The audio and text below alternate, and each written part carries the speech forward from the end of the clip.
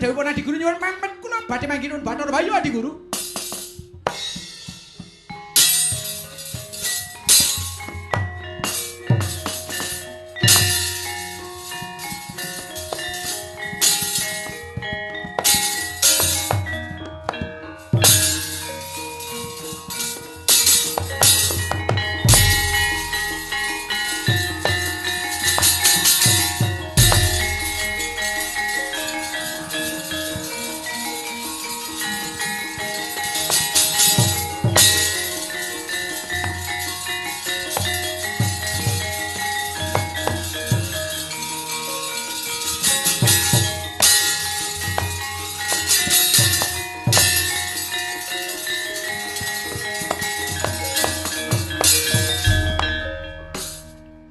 Bathara Bayu.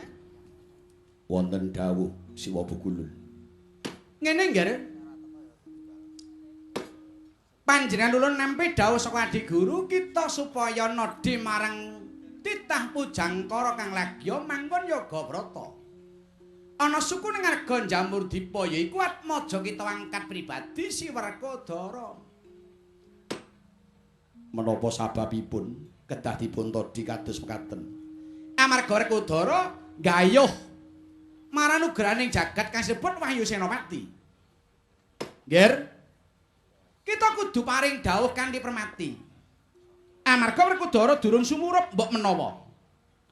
Wahyu kuwi kapérang ana pirang-pirang werna.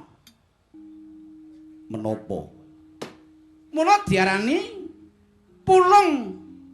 Mangka kasunyatane pulung rupane biru sumirat ijo. Iku pratandha adeking cahya, manik-manik emas sarta dembaga. Pulung mau ing tembe bakal amimbuhi daya panguripan, ananging kang diluluti ora liya ngajaba nganggo tanceping cipta kang mara welas kelawan asih. Kuwi pulung. Menika pulung. Iya. Uga diarani wahyu. Wahyu mau wis beda karo pulung. Menawi wahyu. Wahyu rupane putih suminat semune kuning. Inggih. Iku pratandha adeking cahya manik-manik emas sarta timah utawa salaka.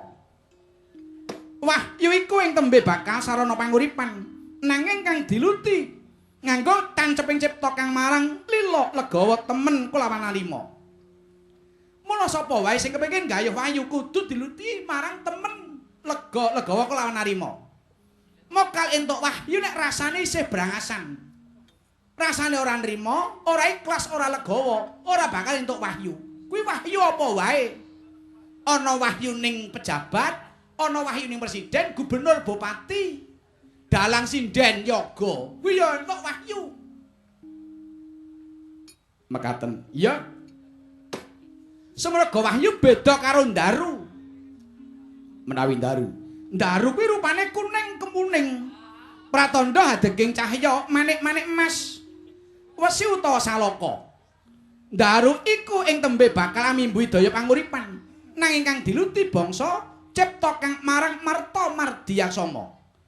Teluh braja rupane abang sunat ungu. Ing pratandha adeking cahya wesi abang walirang kelawan witak utawa timah. Teluh braja iku ing tembe bakal mari sarana panguripan ananging kang diluti tanceping cipta kang marang jahil mutakil kulawan srei. Mula titenana wong ki angger wateke srei jahil mutakil mesti kanggonan wahyu teluh braja. Inggih. Ing kawasan Guntur rupane sumirat sirat dadu. Iku pratandha adeking cahya tembaga walirang kelawan uyah. Guntur iku ing tembe sarana bakal mimbuhi iya pangarupaning titah ing Ngarsapada. Mula Werkudara dhisikna, Ngger.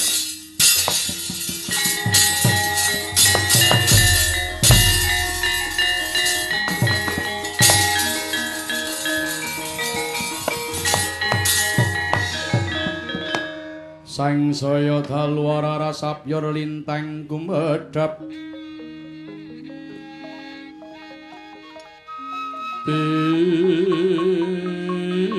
Isti sunyo tengah wengi lumrang gandaning puspita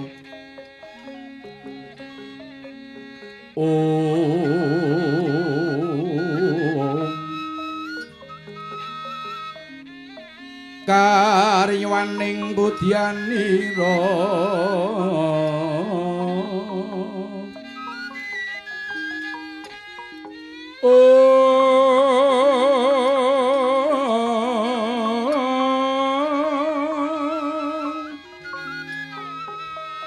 sang Dwijara mbrengen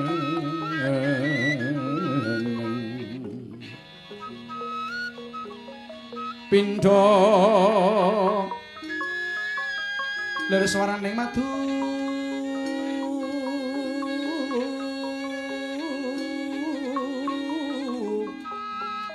pranta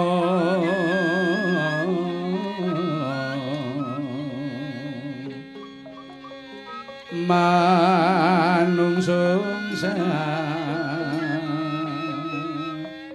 rining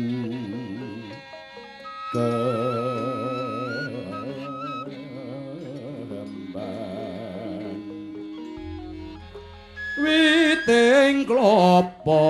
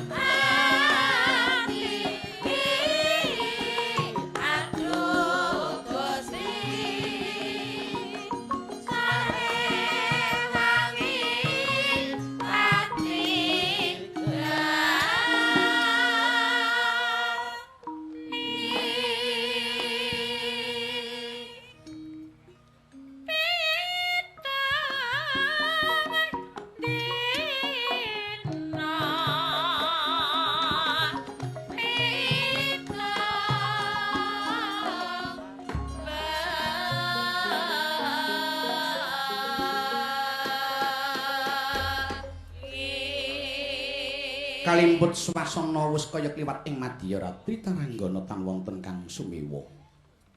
Swarane amung tansah sepa-sepya sampun amung pidung puja donga marang para ngulama kang lagi sujud manembromo marang Gusti Kang Maha Kawasa. Mila datan muka lampun to datan obah lan owah nadya to ginuntur marang gara-gara.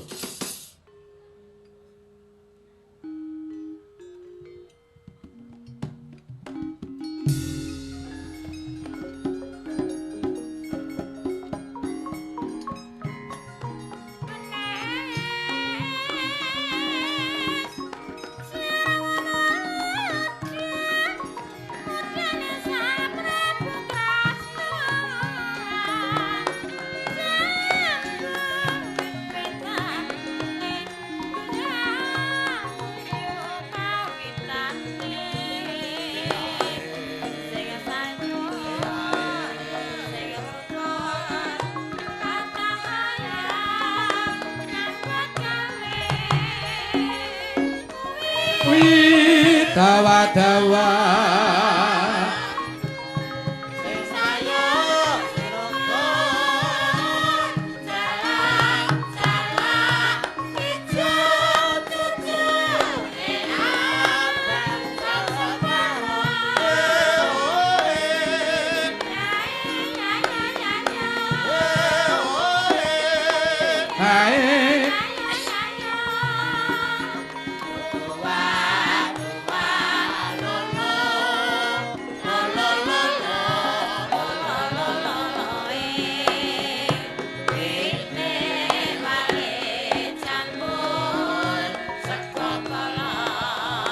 mambu entong kancane ilang siji gawe tuwa rasane ngati oe asing sayo oe sing rukun gotong royong nyambut gawe kuwi dawa-dawa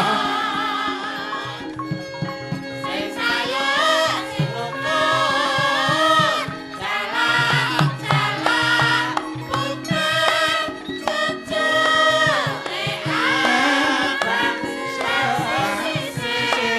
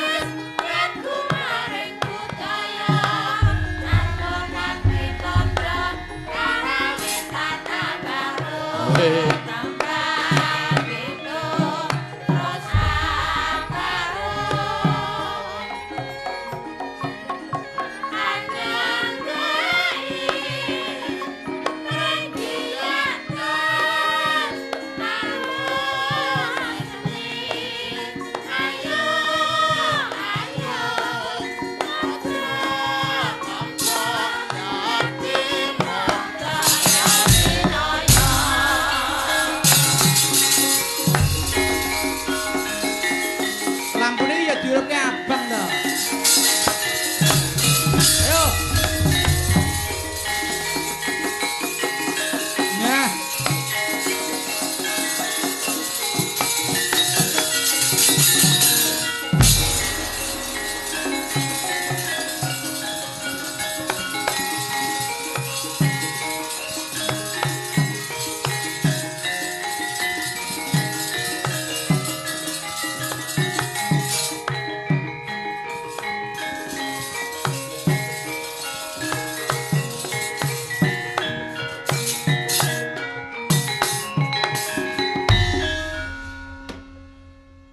Alhamdulillah wa syukurillah ridhanipun Allah Subhanahu wa taala.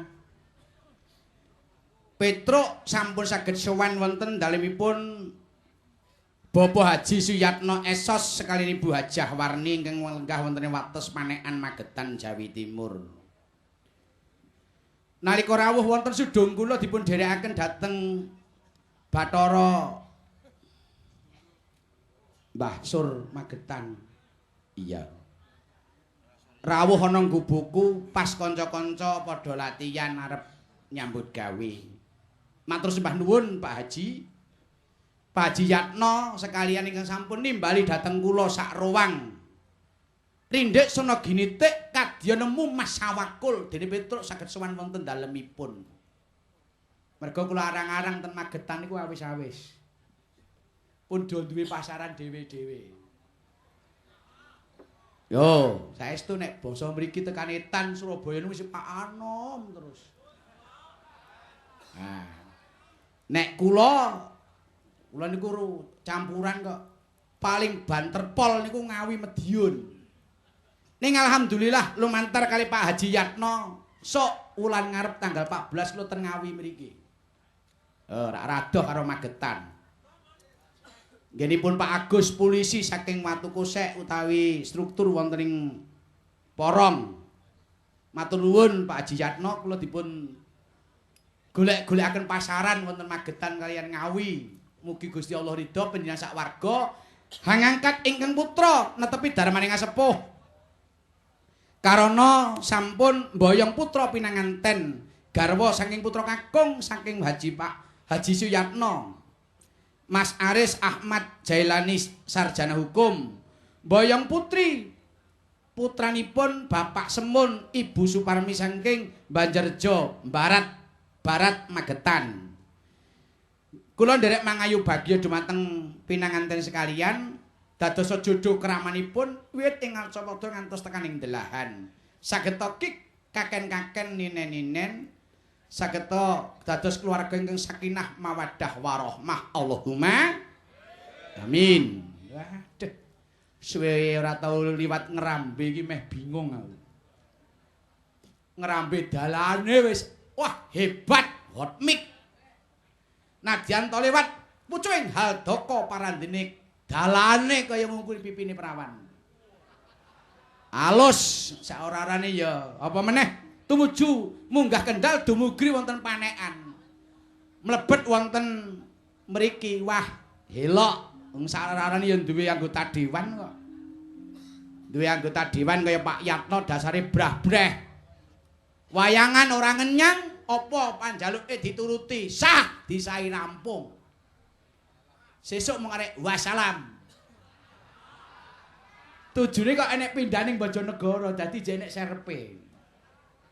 Saestu kula bingah sanget nderek kangen kalian warga Panekan Magetan. Napa melih niki wau kanca-kanca saking Ngerambe sampun sami telpon.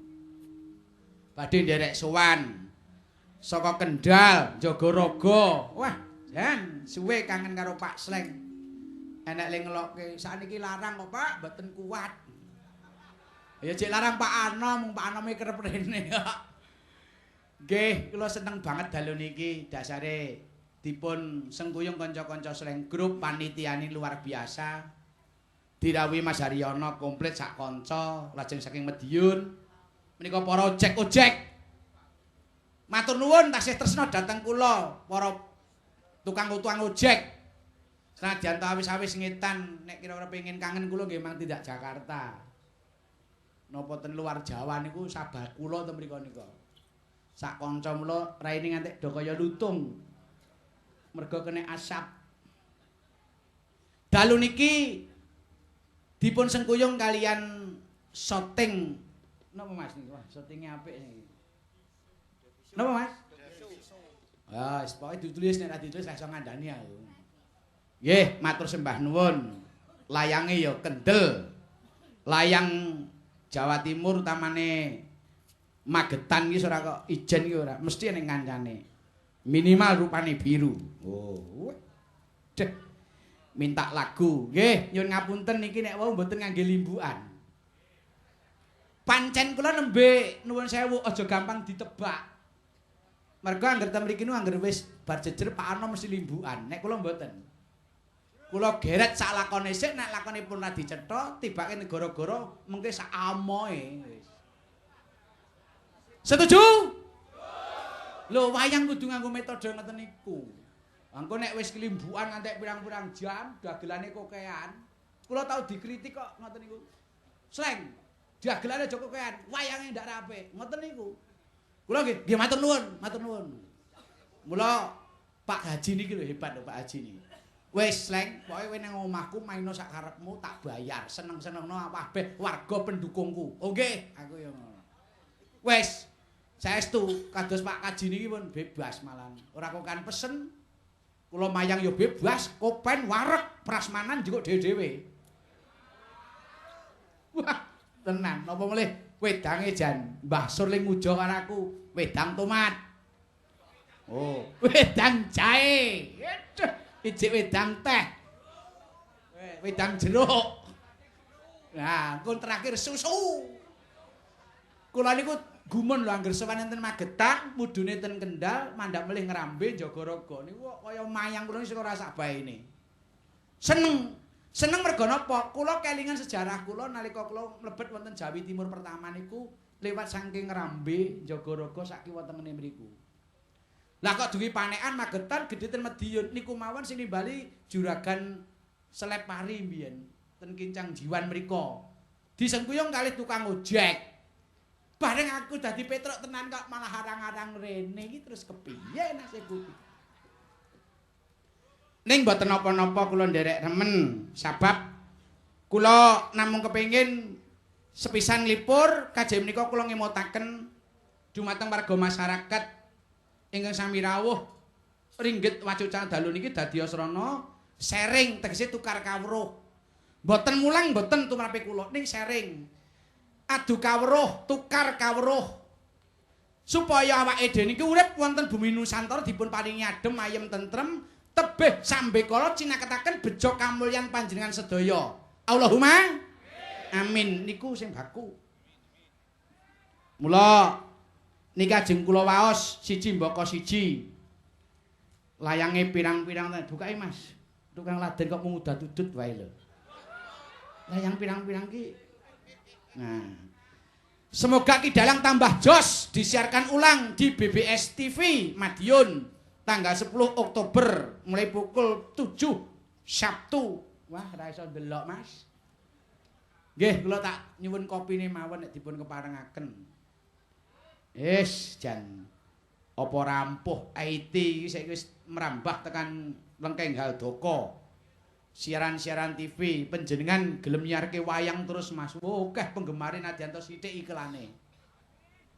Saestu budaya niku didolo kaya ngapa angel payune. Kalah kali sing do ketok udele-udelene kok.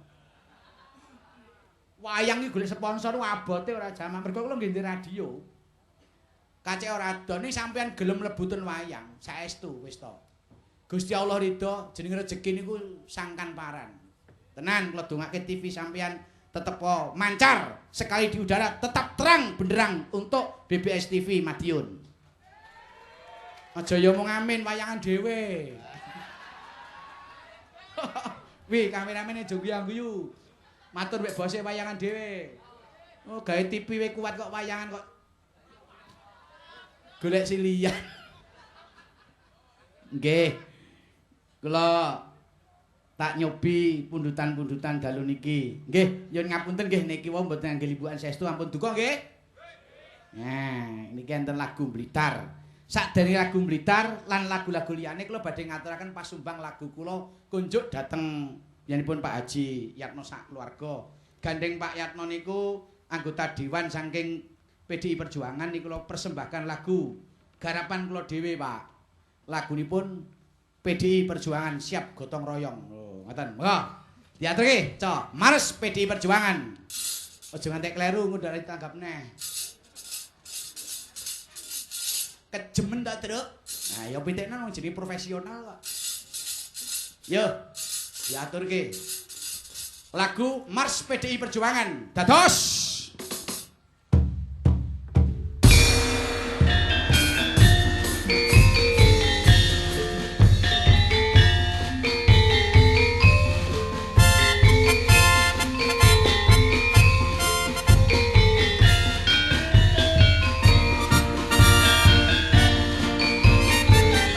vokal tabuhan ini deh.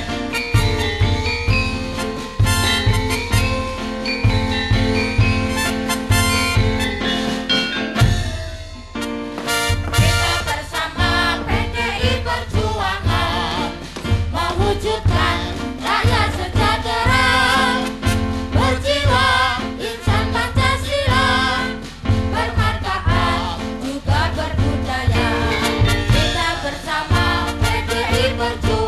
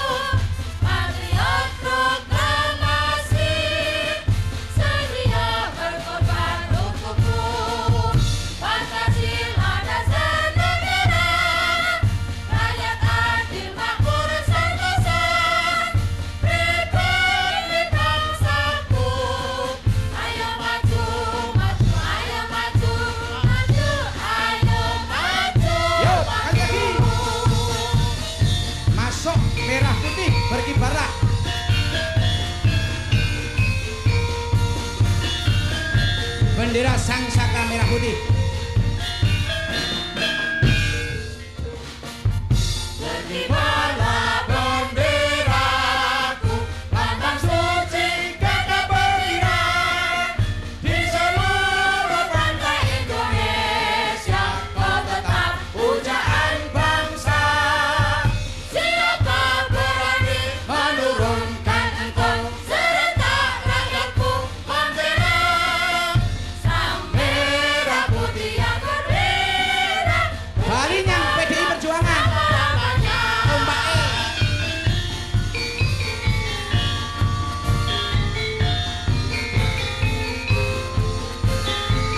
Masuk Mars PDI Perjuangan. Kita bersama PDI Perjuangan.